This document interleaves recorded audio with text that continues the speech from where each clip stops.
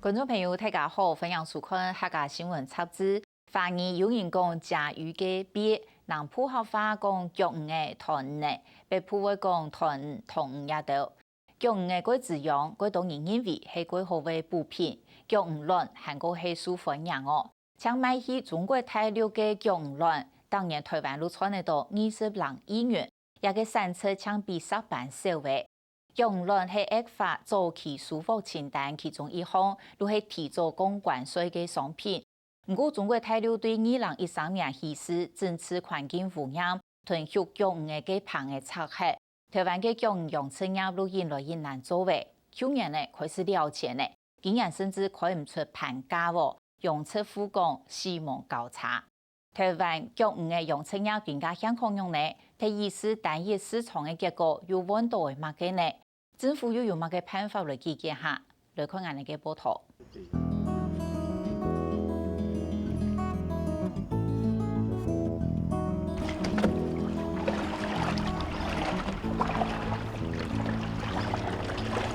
肉團嘅人單單對早上5、6點開始做事，要求作團家下。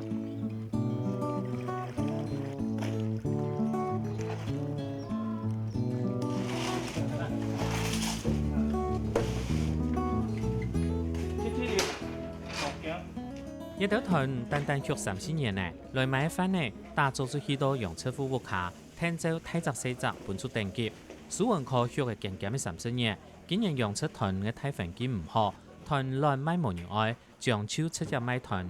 境外生呢陳世勇3年前離開台灣嘅蘇皮大廠，轉嚟聽書。照理來講，今年應該有兩好數，冇想到觸到安泰問題。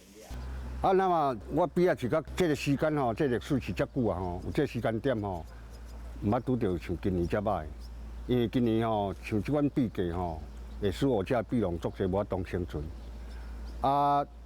我感覺吼，足感慨。以3年前，大概我從科技業做手機的大廠科技業離開，然後投入這個養鱉的行業，算是投入蠻多的成本。那經過3年的時間，算是今年算是可以收成的，但是沒想到就遇到這一次的這樣一個價格崩盤的一個狀況。所以在99年12月兩岸簽訂了 ECFA 之後呢，石斑魚活的石斑魚跟這個甲魚蛋呢，是很成功就銷到大陸的受惠的一個品項。那最近呢，可能是這個價格的問題的時候，沒有，所以有量多也價也跌。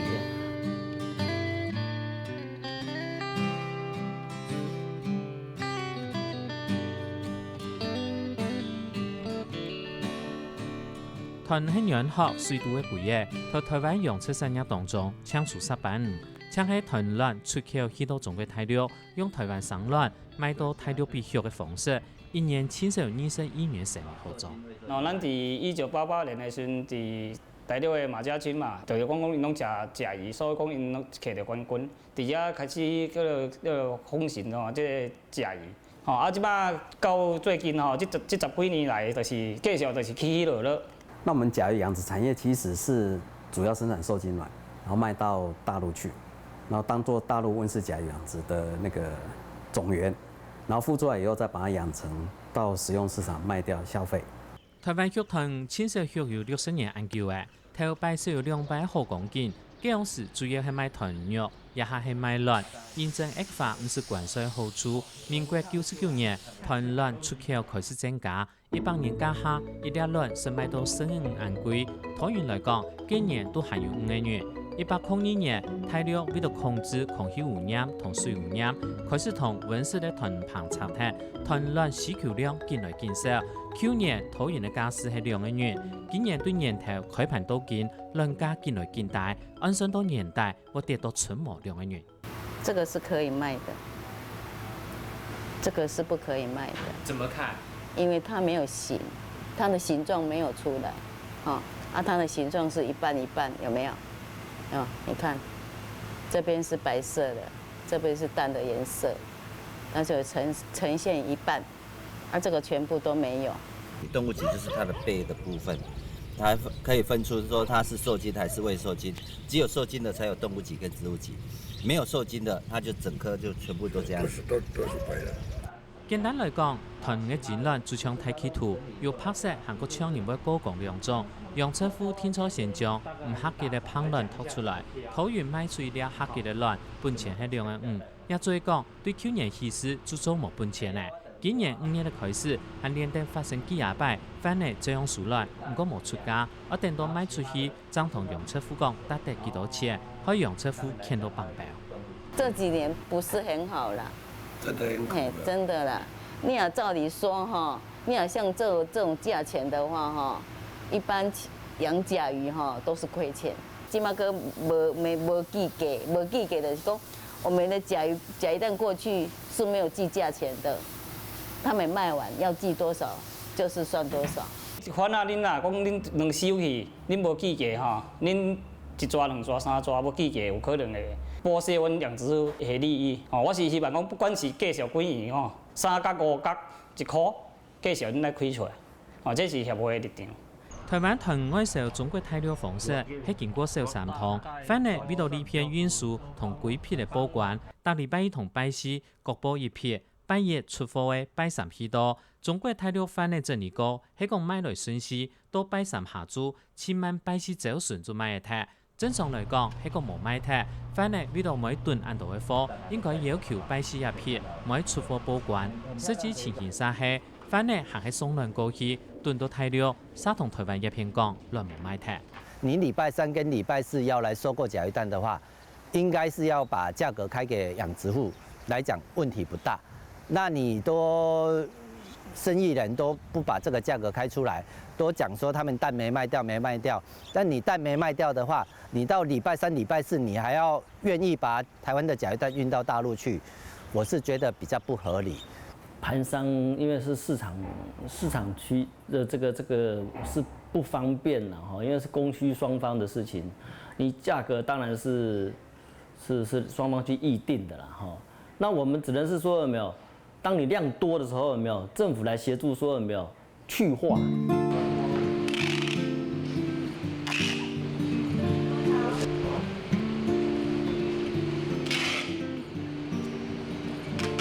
養殖場就是我們運輸大陸經過漁業署合格的養殖場的編號，箱號，這個甲魚場它產出來蛋的編號，這個中轉包裝廠就是這個出貨老闆的編號。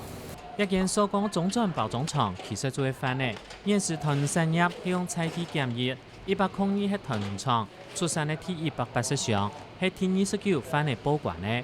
用13組數目師來看，就清楚猜到豚卵的源頭、隔離、防疫同檢疫，做清包含到一數目師地度。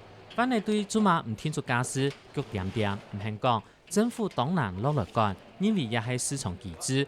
電台民間一早講到動拍，問題係單一市場，假使唔係台灣講就算是。大陸單一市場，這是早在存在的問題了。那大陸這邊的話，其實它價格怎麼定，其實業者是沒辦法，我們台灣這邊業者連運販商可能都沒辦法去制約它的價格，原則上是往往掌控在陸方的這部分，所以價格持續低迷，這是跑不掉的。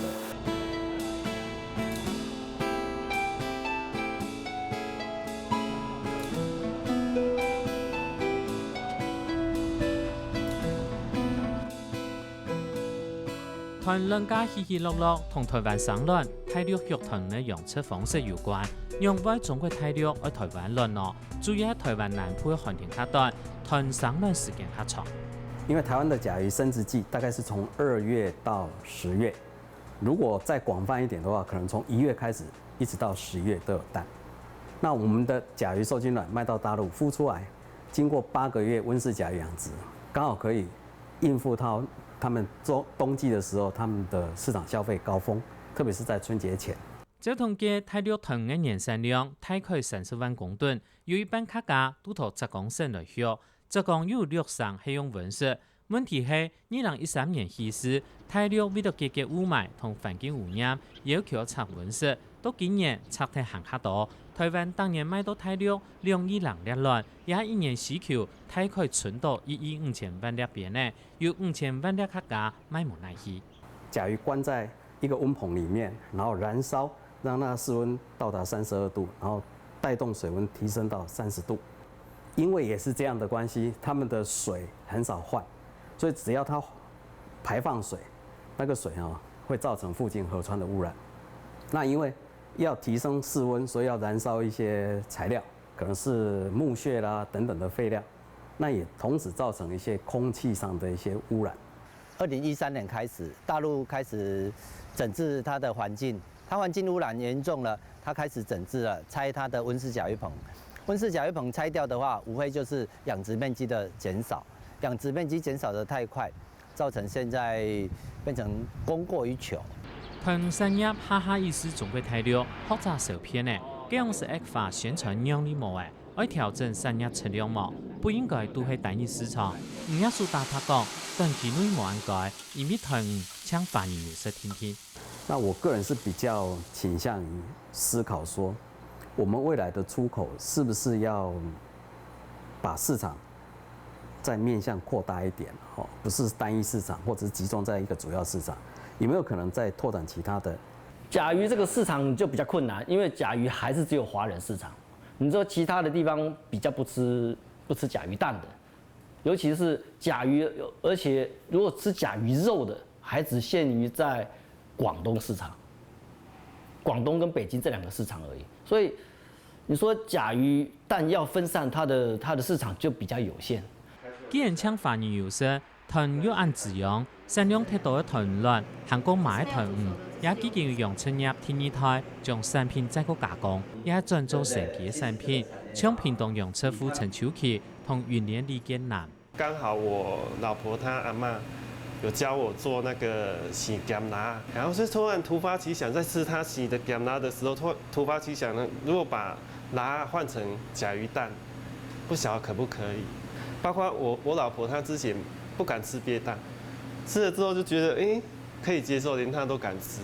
大家针对于甲鱼这个东西的接受度越来越低落，越来越低落。那这个东西其实对我们来讲，就是相对上，它已经让我们看到了一个亮红灯，这个产业已经亮红灯了。我可以利用更低的成本去做出另外一个产品，那甚至这个产品它对于别人的接受度反而更高。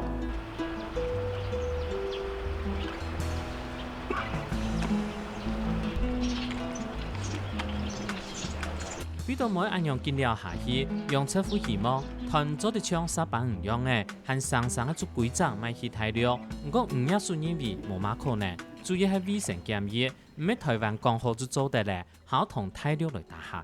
甲鱼蛋啊，甲甲鱼是属于活体，照讲下载伫咱这个货运运船来运输顶管应该是无啥物问题。只是讲咱当时是先甲大陆签这个叫做ECFA的时阵伊这项目有是列入伫内底无尔。这我有甲渔业署甲农委会反映过啊。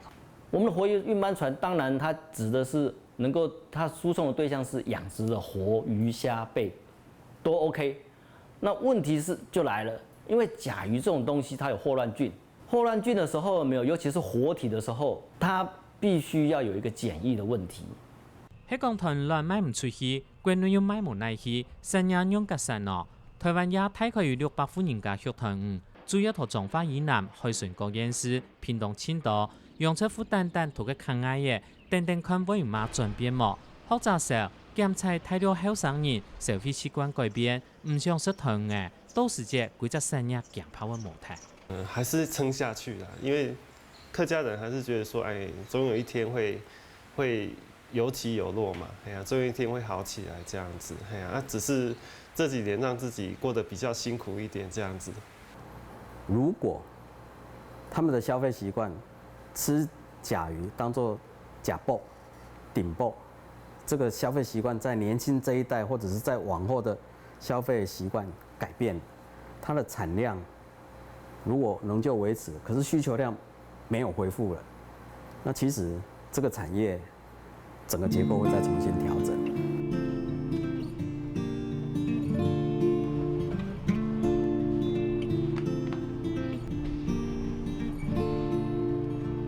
哈哈意思睇到市场结果，检测其他的政策改变，产业结构没有受到影响。团乱就算连日恶化做出清单，免唔保证永久有生意好做。结局就会证明呢，无论係幾亂，也係唔亂，就會做唔得，用到強責難。